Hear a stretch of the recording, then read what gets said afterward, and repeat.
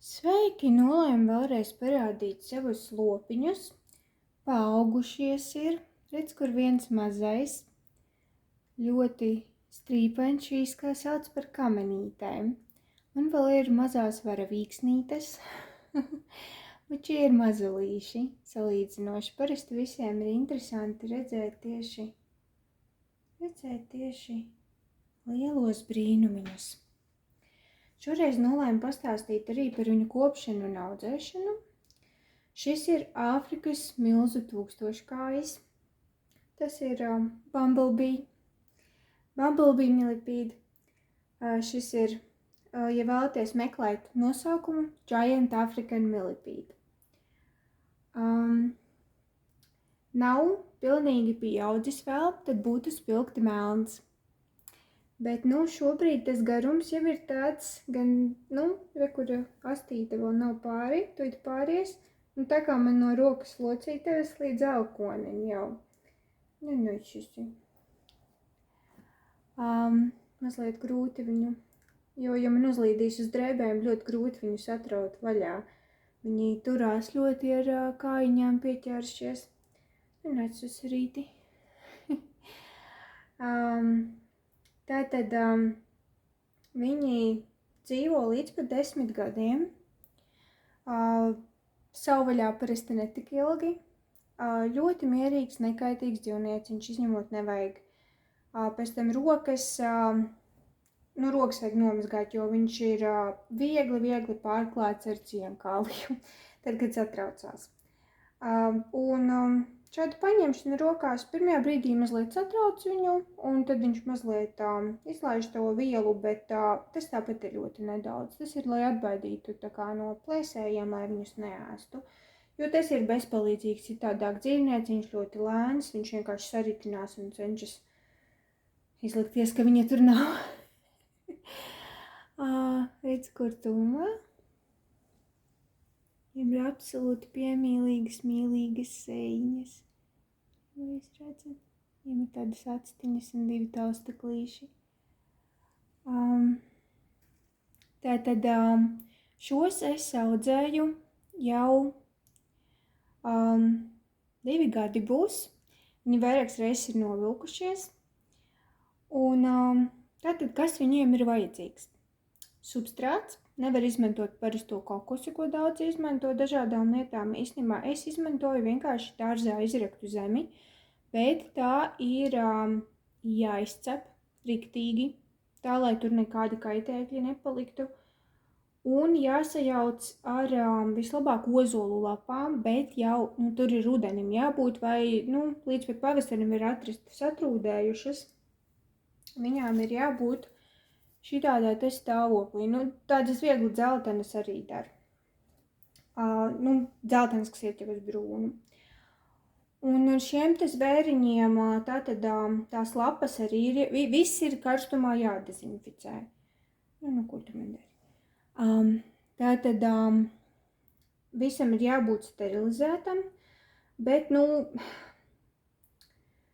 dažreiz, kad kaut ko ienes, es it sevišķi konkrēti ar visiem labi pazīstamo šito ķērpi, kas ir mežos, viņiem ļoti garšo. Nenāca man uz teikrakla. Tātad ar tiem var ienest, es zinu, ka angliski sauc springtails. Un tas ir ļoti labi, jo kaut kādai biosfērai būtu labi būt šajā terārijā. Es arī esmu salikusi mūsu vietējos mazos iekšā tūkstoškājīšus, kas ir pilnīgi normāli, viņi sadzīvo, nav nekādu problēmu, lai irdinātu zemi. Un zemei vēl ir jābūt pilnai ar pūstošu, trūdošu, nevis pūstošu, bet trūdošu koku. Kas izskatās tā, ka viņš tā paņem, piemēram, šitādi bērza gabali, viņš tādos gabalos tā kā šķeļās tādās, pa tiem, pa riņķīšiem, kā viņus tur sauc. Pēc kā nosaka tā kā koka vecumu. Un Tie var būt mīzes gabali, šitādi, bet nedrīkst neko izmantot no skujkokiem. Obligāti nē. Ozola lapas, bērzu ozolu koksne, vispār lapu koku koksnes daudz dara arī, piemēram, augļu koku, bumbērs, ābeles, plūmes, un arī garšo tie ķērpīši, kas aug virsū, kas ir uz augļu kokiem, un arī, kas ir tādi mazi, plakani, dzelteni un zaļi, kas parasti uz augļu kokiem, uz vecajiem zariem. Tos var nest iekšā, viņi jums smuki notīrīs tos ķērpīšus nost. Un pēc tam var arī pūdēt visādus koka gabalus lielākus, ja, piemēram, šitādus. Viņus turpat uz tā substrāta saliek un ir jāiemais iekšā substrātā. Arī šie te gabaliņi, te viss ir sajaukts ar gabaliņiem. Substrātām, mēdz izteikties, ka viņam būtu jābūt tik dziļam, cik garš ir tūkstoškājis, ka šeit nozīmētu ļoti garš, šajā pusē ir gandrīz, šajā mazāk. Man tā ir dziļā puse, kas vēl ir papildus noklāta ar sūnām. Sūnas var likt pa virsu, lai uzlabātu mitrumu, jo ir jābūt diezgan, samērā mitram, bet nes tādai kā slapjai, bet, tādai kā dobēs ir forši, ka viņam izmirkusi un tā kā neiet tur ūdens netek, ja, bet tā kā, viegli mitrai tai augsnē un vēlams, lai viena puse būtu mitrāka. Ja jums istabā nav silts, ir jābūt siltam, jo dažādām sugām atšķiras tās prasības. Piemēram, mūsējie var mierīgi izdzīvot, viņi man dzīvo gadiem, viņi neiet ziemas guļā, ja tā kā savvaļā. Viņi man dzīvo, viņi vairākus gadus dzīvo arī mūsu maziņie, ko es vienkārši noķēru sev dobēs. Un viņi visu gadu ir augšā. Un tā kā viņiem ir normāli, tāpēc, ka viņi ir pieraduši, ka mums mēdz būt karstas vasaras dienas, vai ne? Bet šiem ir visu laiku vajadzīgs, jo tie ir afrikāņi, bet ir dažādi. Es saku, ir dažādi. Tādi, mūsēji, piemēram, pēc ziemo augstumā, bet tad viņi hibernējas. Šie nehibernējas, viņi to nemāk, jo viņiem tas dabā nav vajadzīgs. Viņi dzīvo Āfrikā, viņiem ir no 22 līdz 28 grādiem. Kaut kur ap 24, 26, protams, ir vislabākais. Viņi var izturēt arī man piemēram no kondicioniera, kad mums tagad tūlīt nāks karstums. Viņi var izturēt arī karstāku. Augstāku arī var, bet viņi kļūs pārlieku rāmi ieraksies un, ja jūs liekat siltelementu, nekādā gadījumā nelikt viņu apakšā. Jo viņi dara tā, ja viņiem ir karsti, viņi ierokas. Un ja jūs noliksiet siltelementu apakšā, viņi ir muļķīši, viņi nav inteliģenti, viņus nevar neko ietrenēt, varbūt pie tā, ka viņi sāk saprast, ka paņemšana rokās nav pasaules gals, jā, to viņi pamazām sāk saprast. Bet vispār, tas nav inteliģents dzīvnieciņš, viņš parasti ir arī augšā pa naktīm, krēslā sāk līst ārā, šo es izrakujos, dažkārt viņi guļ virspusē. Dažkārt viņi ir rokas un jūs viņus vispār neredzat. Kas ir svarīgi, ir novilkšanās laiks, jo tas ir miriepoda saucās daudzkājas. Viņi ir kukaiņiem radnieciski tādā ziņā, ka viņi nespēja augt, tāpēc, ka viņiem ir cieta čaula. Viņiem tā kā kauli, kā skelets ir ārpusē. Un tad viņi ierokas un novelkas, un tajā brīdī viņi ir ļoti, ļoti bezpalīdzīgi. Viņi kļūst pilnīgi mīksti. Un viņus nedrīkst traucēt tajā brīdī, un jums ir jāsaprot, jo man ir tā, ka man piemēram viens šobrīd ir ieracies, bet šīs viss ir māsiņas. Meitenītes, lai nevairotos, es negribu pat pavairot. Man arī pārējie, teiksim, kamenītes, un šī ir vienīgā kamenīte, kas dzīvo šajā, tāpēc, ka tā ir meitene, un pārējie 4 puisīši, kurus sadalīju ar varavīkšņu meitenēm. Viņi mēģina. Un viņi arī savu dzimumu nesmādē, viņi vienkārši neatšķir, bet tur nekas nesanāk, viņi nevar sakustoties. Bet šīs te afrikānietes ir visas meitenes, un viena Viņas visas ir no viena metiena, un viena nenāk ārā, bet viņām ir dažādi raksturi. Un ir tiešām dažādi raksturi. Šī ir vils, ko es nosaucu, kamēr es nezināju viņiem dzimumu. Es nosaucu savu 5 mīļāko dziedātāju vārdos. Tātad šī ir Vils Ramos. Tad vēl ir Kris, Johannes, Marija un pats.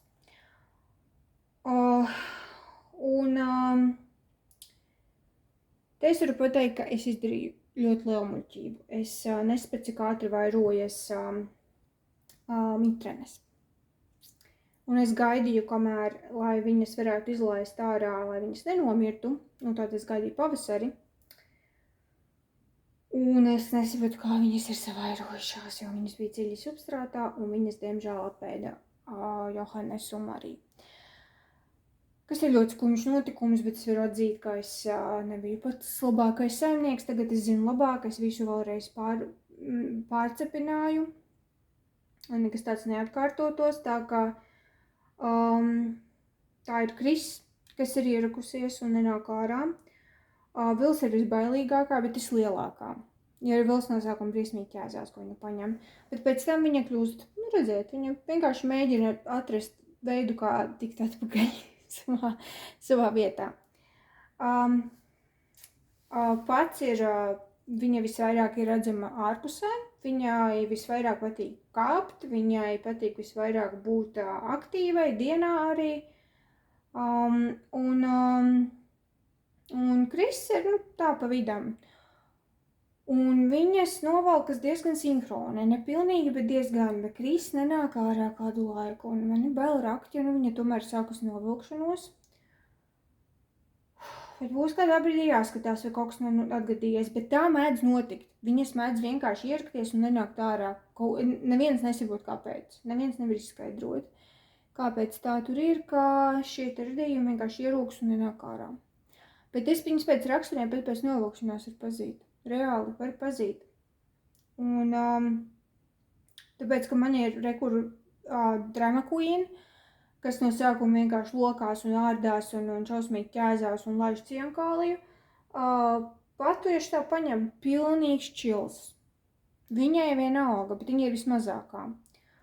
Un kur ir Kris, es nezinu. Labi, vēl par audzēšanu.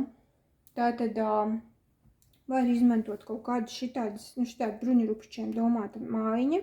Mēdz gulēt tajā mājiņā, patīk mājiņas, ja ir pietiekams mitrums, tad var mājiņa kaut kāda, tad viņas arī uzturās kaut kādās mājiņās atvērtās, nevis ierokas. Un šie arī parasti tajā sūnās, kaut kur vienkārši zem sūnām vai zem lapām vai zem tiem kokiem ielien. Bet dažkārt patīk arī ierakties, tāpēc vajag būt padziļam tam substrātam.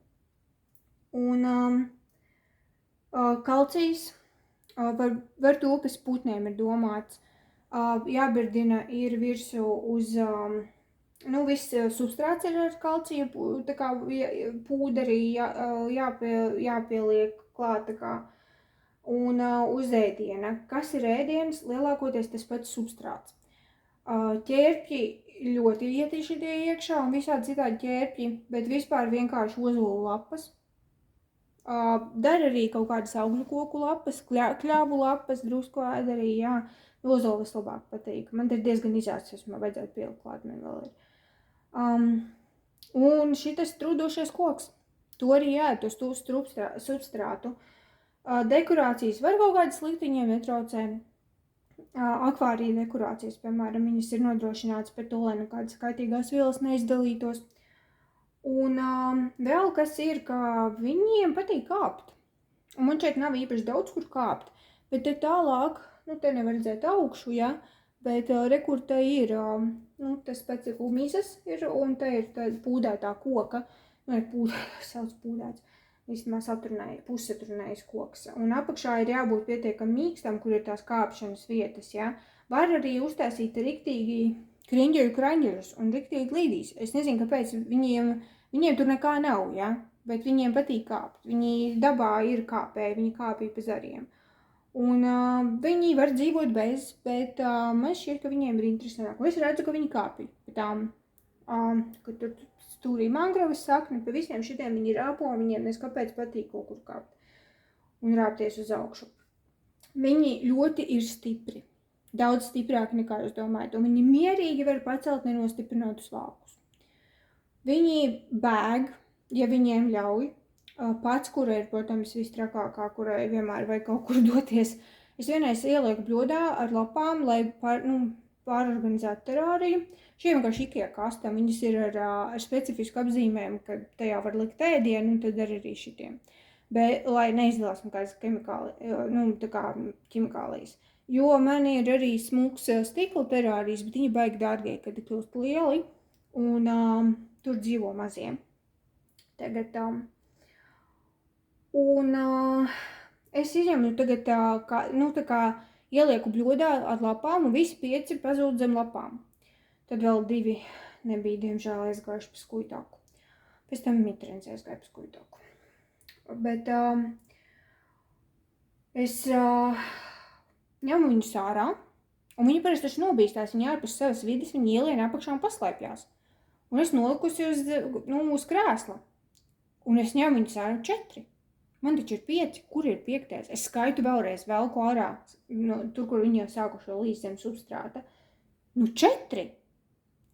Meklēju visur, apkārt ap krēslu, pa grīdu, visur, kur es atradu, karājoties ar galvu uz leju apakšā krēslam. Pats pielīmējusies. Tādi viņi ir. Viņiem ir sevišķi tiem, kuriem ir raksturiņš, ja? Piemēram, Vils ir riktīga jāra dvēsele. Sēdēs zem lapām kaut kur pēc iespējas, ja? Pats, tu pamēģini viņu noturēt, aizies tā, ka es nezinu. Un viņi var, ja, piemēram, man bija koka vāks, mazajiem ir terāriem, kur iepriekš tie bija, viņi tad bija mazāki, karājās ar galvu uz leju, guļ ar galvu uz leju, mierīgi, viņi kāpja, šeit viņi nevar, bet tur ir, as stūrīts, viņi kāpja to stūri uz augšu, reāli, un viņi var uzkāpt, un var dot augļus un dārzeņus, neko citrusīgu vai pat ābolu vai kaut ko tādu asu, vai tomātus, bet gurķi ļoti garšo, svaigs gurķītis sagriezts, tad drusiņie pūdējs nekas, hurma, bumbieris, banāns, nedaudz burkāni. Var papildināt, viņiem iedot priec, viņiem garšo, bet īstenībā vislabāk viņiem garšo tie uz augļu kokiem, un arī uz citiem kokiem augošie tie plakanie maziņie, nevis šitie te pūkainie, ja? Šitas ķērpis, viņš labi iet iekšā, jā, bet netik tie dzeltenie un zaļie, kas ir tādi plakanīgi, tādi, viņus pēc lietas ir vieglāk savākt, tad viņi pazūd vienkārši momentā, tie šausmīgi garšo. Tas ir vislielākais gardums. Bet visus šādus augus dārziņus, ko es nosaucu, varbūt kaut ko vēl varētu izdomāt, es šādus dodu. Garšo, jā, ēd. Un ļoti patīkami, kad šitā liena. Redzi, kā tās kājiņas tādā vilnītī skaistāk uzstās. Kā var nemīlēt? Man ir bijuši cilvēki, kas atnāk un uzreiz grib ņemt rokās. Ir bijuši tādi, kas atnāk un lielākā daļa negribēs tikt, vai varbūt šitā mūkuliņu papējāt. Nē. Augšā nelītīsi man uz tēkrakla netrīkstiet. Tad es tevi nedabūšu nost. Tie ir mīlami dzīvnieciņi. Protams, ņemiet atbildīgi. Es, diemžēl, ar tām mitrenēm nezināju, cik tas ir bīstami. Nezināju, kādā ātrumā viņas savairosies. Nezināju, ka viņām garšo gaļa. Jā. Par 2 mazāk. Atradu tukšas čaulas. Iekšas izrastas. Čausmīgi skumji. Bet kas ir, tas ir. Un, jā. Tas arī būtībā viss. Un viņi var, jūs varat viņu turēt, ja viņiem nav liela temperatūra vai kaut kāda ventilācija, te caurumā abās pusēs, vēlams abās pusēs, lai ietu tas gaiss cauri. Ik pa laikam mitrumu atjaunot, piebērt uz barības to kalciju, lai laba tā čauliņa stipra veidojas. Bet, ja jums visam vajag aizvilkt projām un nav nekāds šausmīgs karstums, kad vajadzētu vēdināt un atvērt vāku, mierīgi var atstāt uz nedēļu, mierīgi. Es domāju, ka pat ilgāk. Es domāju, jūs varētu mēnesi par viņiem aizmirst, kas viņiem nenotiktu. Es neiesaku tā darīt, jo vēlams būtu apstīties un iedot kaut kādu kārmiņu un atvērt to, pastīties, kā ir ar mitrumu, bet viņi ir diezgan izturīgi. Nu, jau viņiem nav. Protams, jāsargā no kaut kādiem dzīvniekiem, bet parasti viņi aposta un tikai baksta. Kaķi mani ir skatījušies, kā rāpo cauri tā kā terārijam, bet nav baigā interese. Nu tādi man lopiņi. Cerams, jums patiks šis video.